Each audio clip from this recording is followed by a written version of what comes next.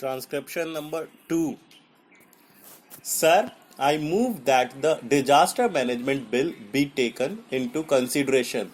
The bill was introduced in the House a few months ago. Then the bill was referred to the Standing Committee to Home Affairs and the committee has submitted its report. There are some amendments suggested by the Standing Committee. The government has accepted a few of them. Now, the accepted amendments are moved by the government. This bill is brought before this house in order to deal with disasters and calamities that occur in the country. Sir, at the national level, there shall be a National Disaster Management Authority. This body would be chaired by the Prime Minister. There will be 9 other members also who will be sitting in this body to discharge the duties that are cast upon them under this law. At the state level, there shall be a State Disaster Management Authority which will be chaired by the Chief Minister, and there may be a few members to be decided by the Chief Minister who will be sitting with the chairperson of the authority to discharge their duties. This law suggests that at the district level there shall be a District Disaster Management Authority to be chaired by the district collector, and as per the recommendation made by the standing committee that the elected representative of the people should be the co-chairman of this body, we have accepted this also.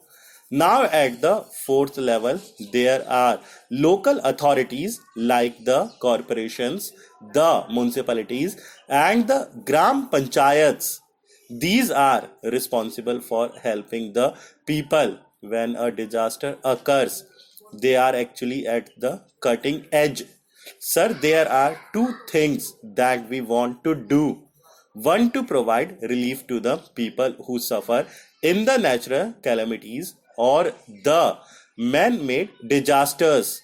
We have also to help the people who suffer with shelters and things like that. That is a provision which has been made which will help the people to get shelters and to get some kind of employment also.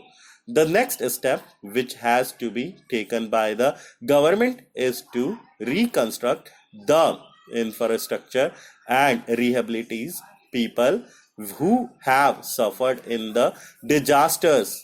But the emphasis is not on what we do after the disasters taken place. The emphasis is on what we do before the disasters occur.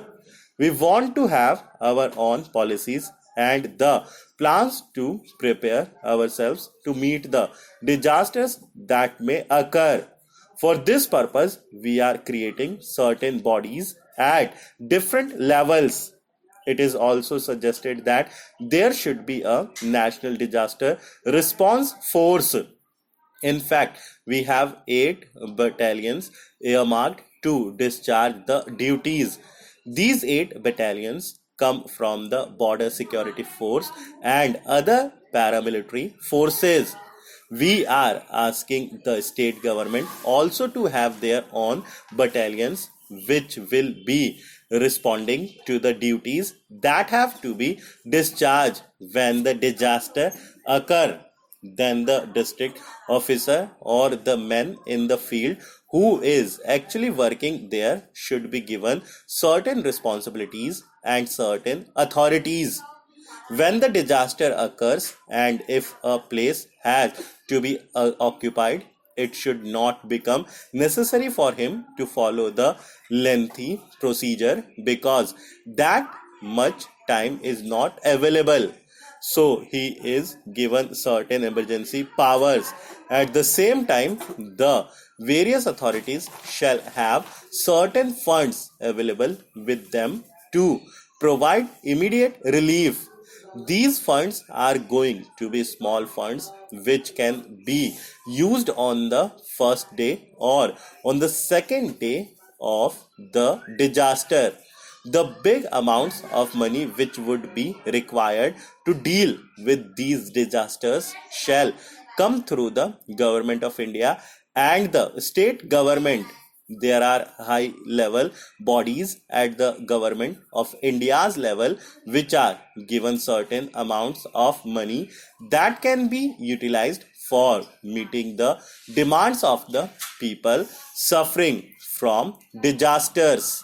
Now, the Finance Commission has given a report, and according to the Finance Commission, certain amount of money is kept at the disposal of the Union government to utilize that amount of money.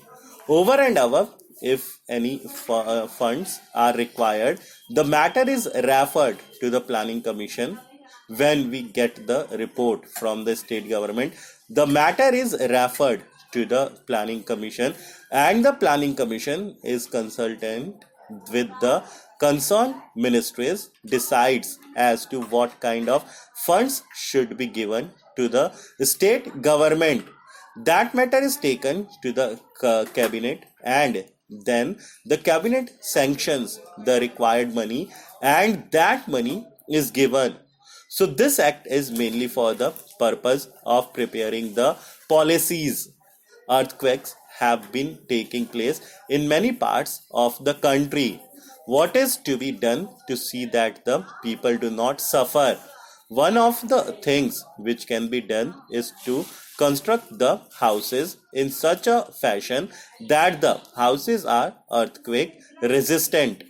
Then it is also provided that if people are suffering because of floods, what kind of steps can be taken to see that their sufferings are mitigated. It is provided that each of the ministries at the national level will provide for meeting the demands when the disasters occur and preparing to mitigate the suffering of the people. The medical facilities should also be available, and there are so many things which have to be done. So these are the things which have to be done by these authorities, but the main job of these authorities is to suggest policies, prepare plans, and at the same time be ready to help the people on the occasion when the disaster takes place, and later on the state government can take over to help them. The policies and plans have to be kept ready. Equipments have to be collected. In certain places, they will require boats. They will also require helicopters to provide the food material and things like that. After the disaster occurs, medical help has to be given. Sir, I thank you for giving me time to speak stuff.